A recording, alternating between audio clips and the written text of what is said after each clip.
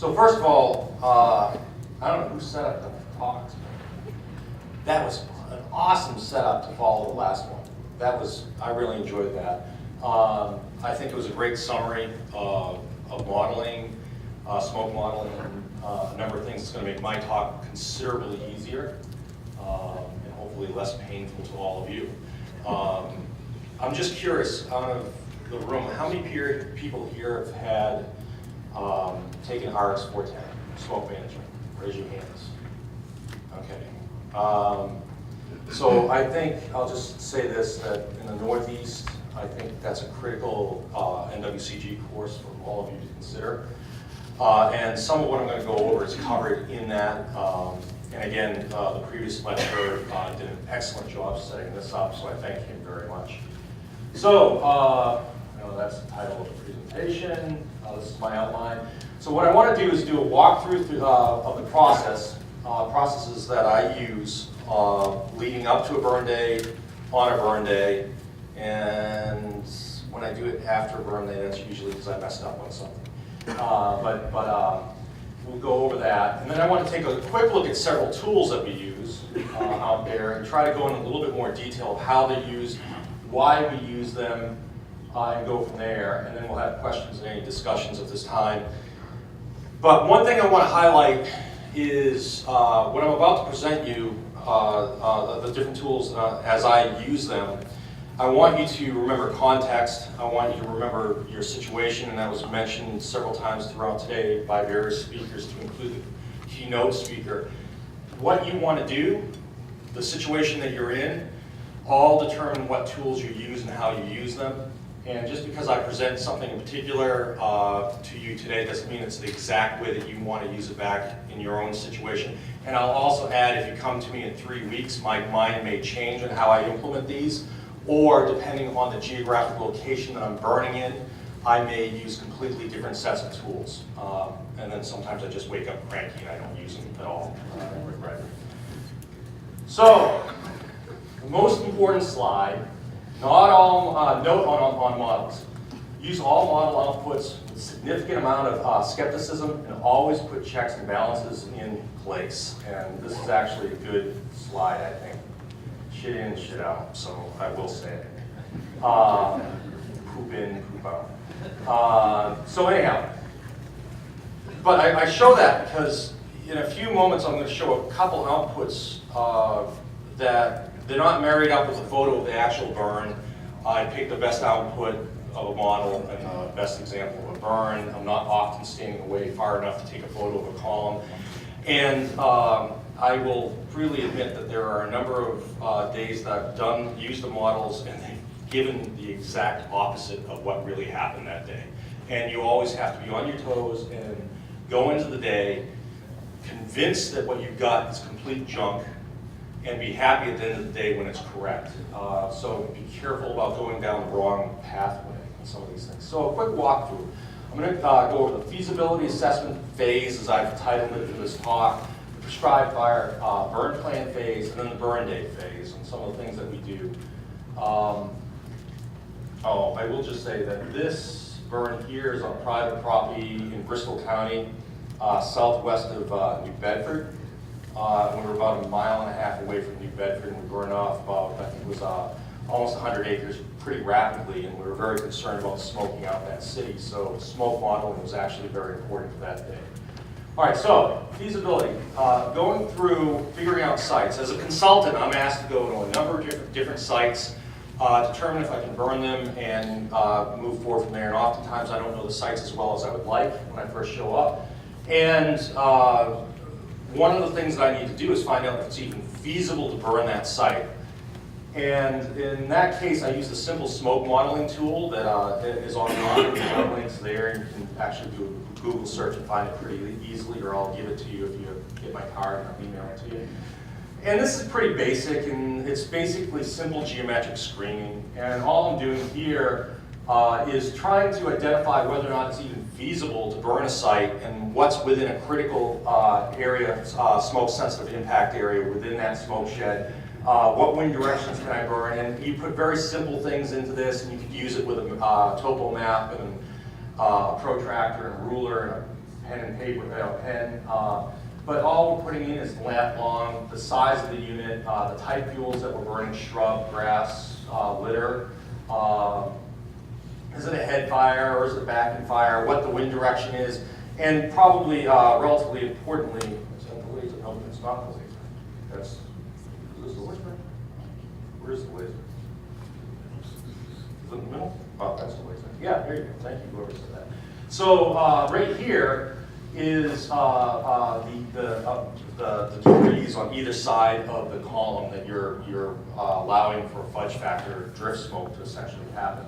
And you can actually plot this a number of different times and then export it through a KML file and plot it in Google Earth and do different things, which actually, if you want to get a little bit more detailed, I'll just say that in some situations off Cape Cod, because our idea of a mountain is about 98 feet high, if you're in areas where you have drainages, smoke drainages, you might actually want to see what those drainages look like for nighttime dispersion.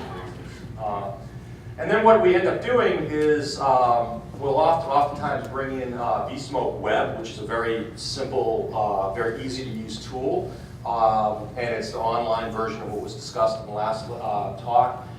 And I just use this from an exploratory standpoint, and what we do is we can actually enter in a number of different things: the location, the size of the unit, the duration of the burn, so that's going to help with the emission rates, which impact on how this looks, and you'll see that in just a moment. What type of fire it is. Is it a shrub model? Is it a moderate load, low load, high load? Are they damp conditions? How much is going to be consumed? What your emission factors are. A lot of these things just remain the same, but the key ones are the size, burn rate, type of fire, fuel model, and then mixing height actually gets in there, and transport winds and wind direction.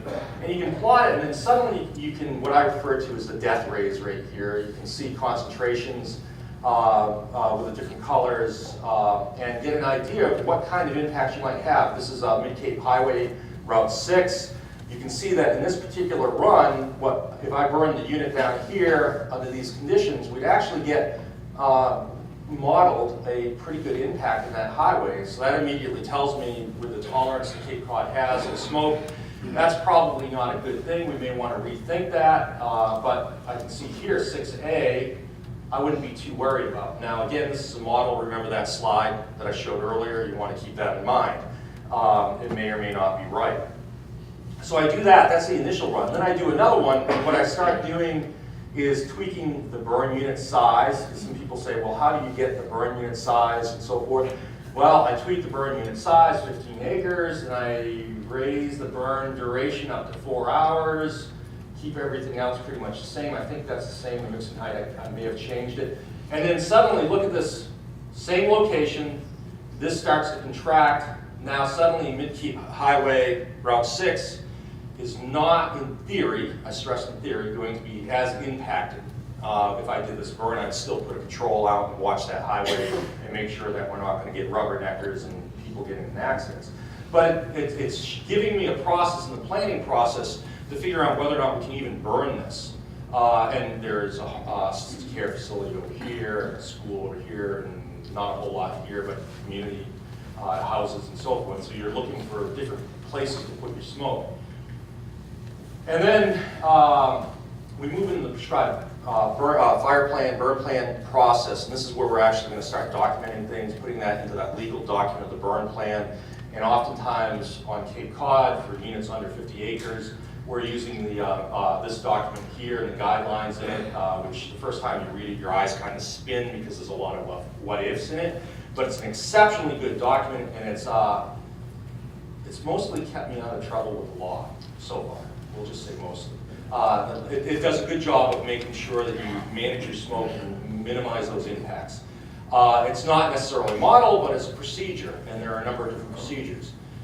Then what we'll often do is still run vSmoke Web, just simply because it's quick and easy, and in conjunction with the methodologies described in this, and then tied in with this, it gives you a lot of good information. If we start moving into larger units, more complex units like one that I have in North Andover, Mass, where we have, there was only 7 assisted care facilities within a mile of the burn unit, but now there's, I think, 9 side.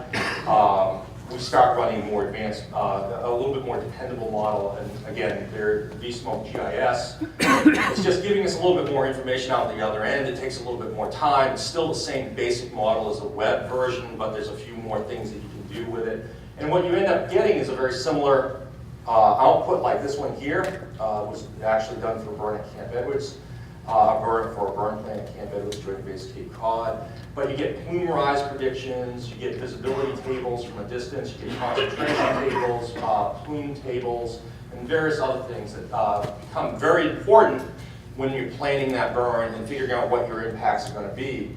And you can use this to make decisions on whether or not you want to increase your burn rate, decrease your burn rate on the burn day, whether or not you can get away with strip heading, whether or not you need to let more backing fire occur, how many acres you can do, and also gives you an idea of what might be happening downwind, and where you might want to look downwind. Somewhat, because these are, I've never seen smoke travel in a straight line like this, and this model is not designed to account for terrain and several other factors. Now, one other thing that I'll just throw in here, and you're looking at this calculation for Keach Barnum Drought Index. The other thing that I bring into my smoke management and modeling is everything that's shown you so far I view as optional, depending on the conditions of the day, where we're burning, what we're burning. Other than March and April, I refuse to burn anywhere except for in a grassland without running my Keach Barnum KBI, Keach Barnum Drought Index. I will not burn without knowing it, and it's a primary thing that will get into the residual burning and smoke and what you can do to a smoke shed and impact others with. So I strongly encourage, if you don't burn without having KBI in place, knowing what it is, you should know what it is.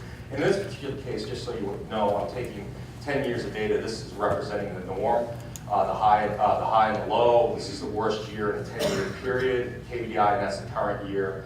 And I'm able to track that. And in this particular case, we're below the norm, and we're able to burn in the fall without worrying about too much residual smoke. And it was true, we actually didn't have to. So then I move on to the burn day, and one of the tools that I use several tools. I used to use one of them, BuffKit, which is out of the Albany office of the National Weather Service. I think they're the ones that came up with it, but it's used nationally. And they use upper air soundings. Who here has ever used you know about lapse rates if you're taking S290. Who here's ever used, looked at SKU-T tables? Yeah. So, but yeah, so some of you have, and they make my head hurt, but they're really good, but I'm lazy. I like to run stuff through a computer, and it's a little bit quicker. And that's what essentially this program here, which is a commercial version of this version, which is free, BuffKit, from this website. ROAB is from another website, and it's about $600. But I run this, and essentially all this is doing is plotting lapse rates and running a SKU-T, and I can identify there's an inversion here. This is your lifting air mass rate here, and various other things are going on in here, and I can actually do this, and I can figure out, is the column going to go up? Is it going to go over? And what is it going to do? Is it going to break through a weak inversion after using either BuffKit or this for almost 30 years now? I can look at the data, and I can get a pretty good idea whether or not we have a weak inversion or a strong inversion. Should I try to create a column that busts through it and traps it above the inversion, or should I just step back and be careful about what I'm doing? Which actually segues next perfectly to this. This is actually out of the ROAB software, and all it is doing is plotting wind direction at altitude and wind speeds. I like to just see that. You can see wind direction, wind speed changing with height. But down here is something that I've grown to value tremendously, burning in the marine environment. I spent probably 8 hours with the National Weather Service after an escape that I had, trying to figure something out. And what this is doing here, it's showing relative humidity with altitude here, which is really important, and temperature as well in the red line. But what it's doing is identifying a marine inversion, essentially, if you're burning in a marine environment. And what you're seeing here is actually some photos from an escape fire. And over the island in Nantucket, there was actually a marine inversion, a very strong marine inversion, where we had extremely low relative humidities above the bubble, which below the bubble was high humidities. All over the mainland, Josh, I think, was burning that day in Plymouth with some folks, there were low humidities. And what happened was, being a good smoke manager, we tried to bust that bubble. Well, when you bust the bubble, the problem is sometimes things keep on going up, some things go down. And essentially what we did was we flushed the toilet on ourselves, and this low humidity came in, and we saw radical changes in the relative humidity and fire behavior. And you can actually see, hopefully you can see the twist in this right here, and that's the column developing and coming up from the fire shortly after it crossed the control lines. And essentially that's going up through that break in the bubble, and here you can actually see later on when the marine inversion started to reestablish itself as well. But none of those photos I took, they're all from the web, and I don't know who I stole them from, so hopefully nobody sues me for copyright on these. But most importantly, this here gives you an idea. Are you dealing with a situation with marine inversion? And you almost always see relative humidity decrease with altitude, but there are some indicating patterns that you can watch for after looking at it and know that it's there. And if you're burning on an island or in Cape Cod, you know you need to watch out for it. And in cases like that, you would not want to break that inversion and try to push stuff up above it. At the same time, on that burn day, we're also checking National Weather Service and state or EPA AQI forecasts. And those are all taking place during the burn day. I do not always run this model, but I try to whenever I can. And in some cases, some sites, I will not burn without running it, depending on the circumstances. Another software that we use that was mentioned in the last talk, which I love, and I started using about 12, 13, maybe 14 years ago, is the online version HYSPLIT Web. They make a PC, Windows, and Apple-based version. I haven't downloaded that, I just use the web version. I've been told by some of the folks that deal with this that the web version over-predicts concentrations, and you need to be careful with that. It predicts a worst-case scenario. I personally like predicting worst-case scenarios and working my way back from that, so I don't worry about that. But the computer version tends to be a little bit more accurate and on the money. This particular version is the trajectory model, and essentially what you're seeing are different times and heights of the trajectory over a burn period, where you can put in the data, and very simple to put in the data too, I might add. HYSPLIT, why I like it is it's simple, and I was able to figure it out, is you can put that data in, you can actually predict trajectories. Now, I've seen a few burns where we burned, and it said that the trajectory was going to go that way, and it actually ended up going this way, or vice versa. But I would say, if I had to put a percentage to it, 90% of the time, I could almost thread a needle with HYSPLIT. I've actually been amazed at how accurate it is, and that's through sending downwind smoke patrols and communicating with fire departments and other people to see what it's doing. And this is one of the outputs. And by the way, this will put outputs in GIS format, in a PDF format, in an animated PDF, animated GIF image, and also you can export it in Google Earth, which is really handy. Another version of HYSPLIT, which is another run in that model, is actually, and it's pretty simple, is HYSPLIT dispersion model. And this actually gives you a number of different things. It gives you the particles that were discussed earlier, but it also gives you these concentrations. And this is really important. And I use the particle version to particle plot to see how high, where those particles are going, and if any are lingering up near the ground. But I use the concentration again to see, am I worried about this cross section of the Gaussian model? Is it going to be really dense smoke versus it's less dense smoke here versus this is just drift smoke?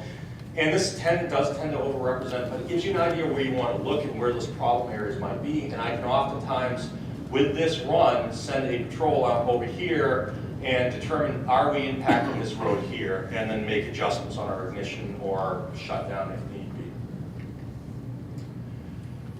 On the burn day, additionally, I'll sometimes use the mobile app Wind Ninja, which is come out a few years ago, and this is actually really great. It gives you wind directions and speeds, and it's come in handy for a few burns. And then I'm just going to go into a quick run through on how simple HYSPLIT is to run. But I just want to say that keep in mind that I was talking about context. As far as I know, none of the New England states and New York, and I don't know about Canada, do not expect emission inventories after a prescribed burn. That's a very different scenario than the models that we're talking about. These models are either concentration models or trajectory models. An emission inventory is a completely different modeling system that actually is giving you tons produced of different types of pollutants, and both of them has a version of that. There's a few other programs out there that will do it with various degrees of success and accuracy, and it depends on what you want. But at the moment right now, I know of no air quality regulator that's asking us to say we produce X number of tons for this burn of whatever element, our species of pollutant that we're producing. But we may be asked that sometime. That would be a different talk. So HYSPLIT trajectory run, real quickly, just moving through this. All you're doing is picking what kind of scenario you're running, which I default to one almost always. You can plot your location on a map or type in the UTM, the lat long rather. And then you go down and you pick what forecast model you're running from, and you click next. And that's so far the hardest stuff that you have to do. You get in here, and well, actually, UTC time, you have to figure that out. But you pick when you're starting your burn, the size of the burn. You can actually pick several layers, mixing layers that you want to put in. Put that through, and then you down here pretty much select you want to export in a Google Earth image or GIS or a GIF or whatever, and you make those selections. That is it. I mean, there are 10 choices to make here, and all you have to do is through practice and reading up, figure out what the right choices are, and it's pretty simple. Click next, and then you eventually, after it chugs away, depending on which model you're running, it takes a little bit of time, you get this, and these are your outputs. KMZ file or KML file, PDF version, etc. And this is what it looks like with PDF, and you can actually see the trajectories or the Google Earth you can see here. And I'll tell you right now, it comes in handy because sometimes you get blamed for stuff that wasn't you, or perception-wise, people think things are going on that really aren't going on. In this case, this is Hyannis Airport. We were being told that we're smoking out the airport. That photo proves we weren't. And this is not the run that we did for that day, but the model I did was model run I did was also able to give us an idea of where that smoke was going. It may have been inaccurate, it could have been a wrong day, and thus we took those reports very seriously, did patrolling and other real things to verify whether or not that model was accurate and those reports were accurate, but it does give you some information to back up your decision process. And this is it, just end on this, is if you burn enough, occasionally Google Earth catches you in the act, or committing the crime, I guess. And this is at Camp Edwards.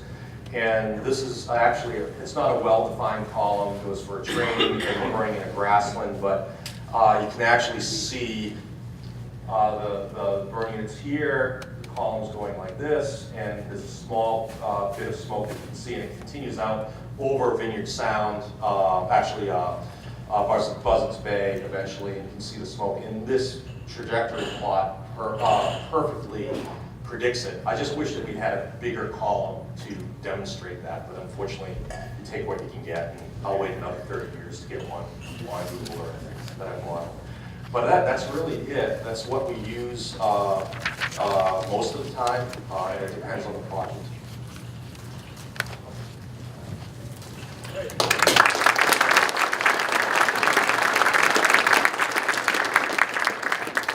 One question.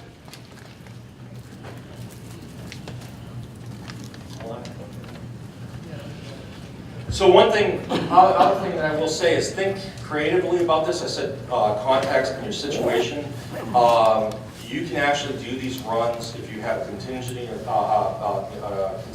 event with smoke, where you have smoke incident and you get smoldering or something like that. You can actually do overnight runs and start predicting where your downwind impacts may be overnight. So if you have that event, a smoke event, you can use those. Additionally, when Canada is kind enough to send us smoke from their neck of the woods when it's burning, you can actually run some of these models in reverse and figure out where it's coming from.